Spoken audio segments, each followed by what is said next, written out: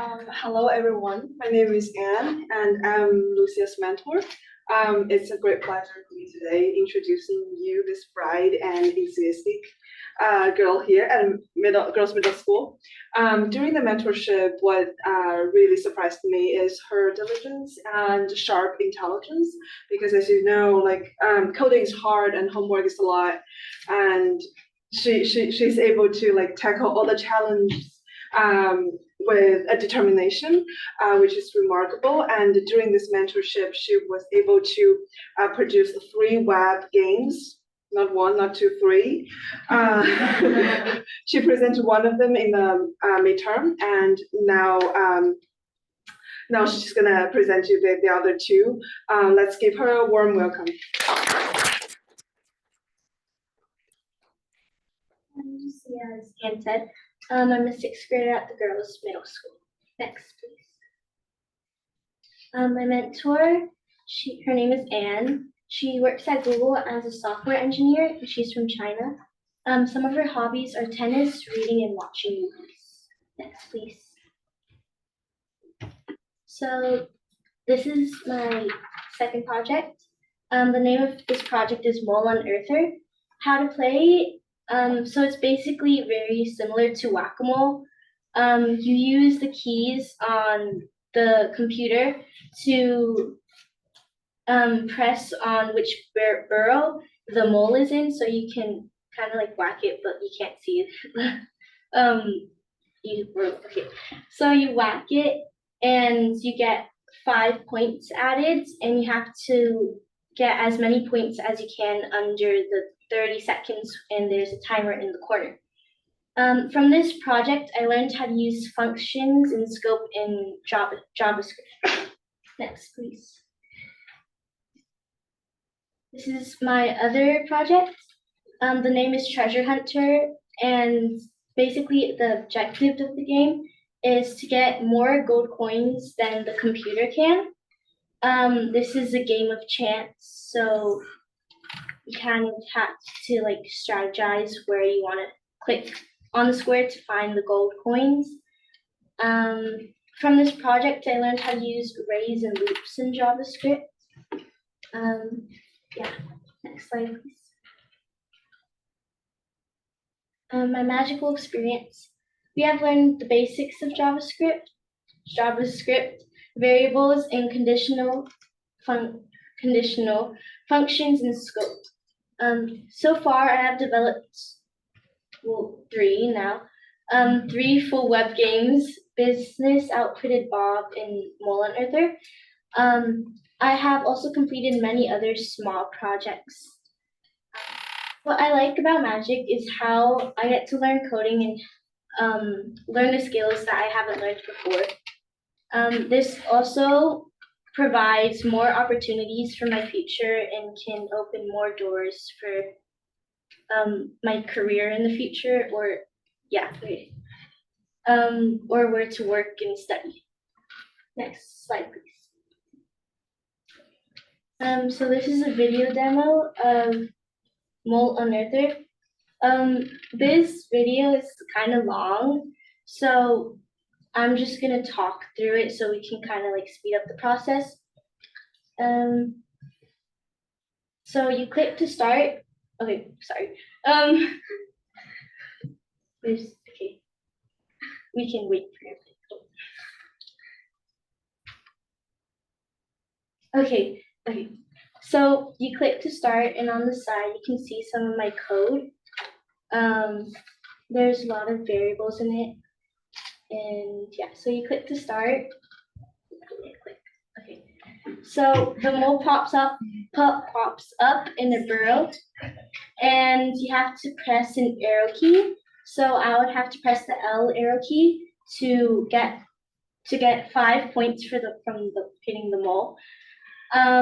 In the corner, you can see a score. Since I hit the mole, I get 5 points, and the time is 7 seconds.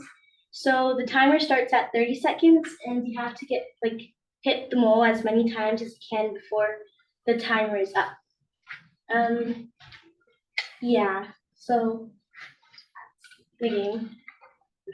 Next slide, please. This is my other game, Treasure Hunter. This one also is kind of long, so I was just talking through it. So you click to start, and as you can see, it's following the mouse around. So you get to click on a square, and when you click on the square, it'll show like if you haven't found a gold coin, it'll show that you have dug to look for it. And on the bottom, you are the one with the white beard, and the computer is the one with the black beard. So I got the gold coin. So I have one, but the computer also got the gold coin, so they have one also. So you can see the score in the right top corner. So you basically keep pressing squares trying to find out where the other coins are. There are 5 gold coins in total in the whole area, and you have to get 3 to win. And that's basically it. So you can change the slide, like next slide, please. Okay, thank you. All right, wonderful. Thank you so much, Lucia. What questions do we have, if any? Question. By the way, I really love the animation and the graphics and the attention to detail. It's very impressive. Do have some questions like how much time do you have to spend to really, build those figures and make them, to animate them and stuff like that? Oh yeah. So he asked how much time I would have to spend to like animate the figures. Yeah. Okay. So the software, I think that software that I was using, JavaScript, it helps with that. It helps with that. Yeah, it helps with the animations. So it wouldn't take that much time, but the code is like you still have to add to parts of the code, and it takes like some time to add to parts of the code. So I think it would usually take like if I was doing it for homework, it would take maybe an hour. Yeah, probably like about an hour. If I was doing it in one of the lessons with Anne, she would help me sometimes, so it was like a bit like faster. Maybe it would probably take up most of the time of our lessons, which is like an hour. But I think I would get it done faster than I would have alone.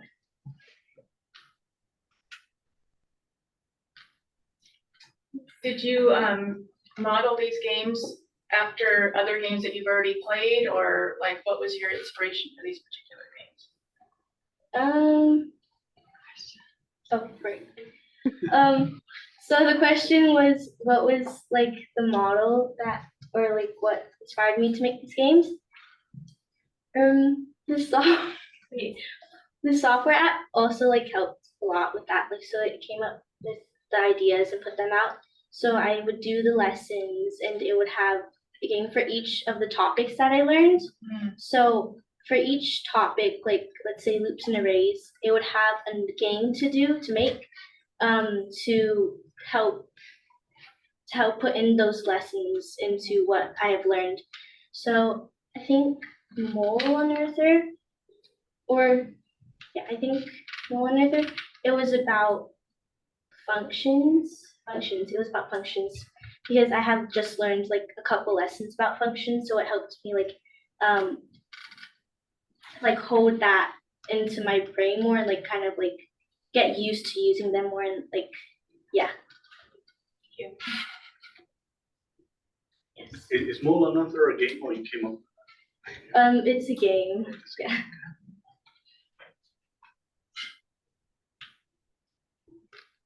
Wonderful. And do we have any questions from our virtual Yeah, I was going to say, audience? I have a question.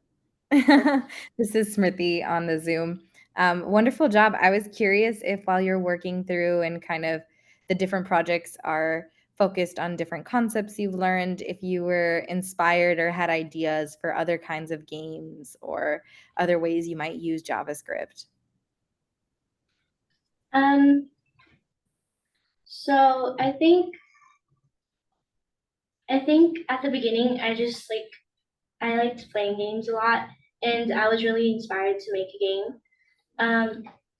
I think I might use JavaScript.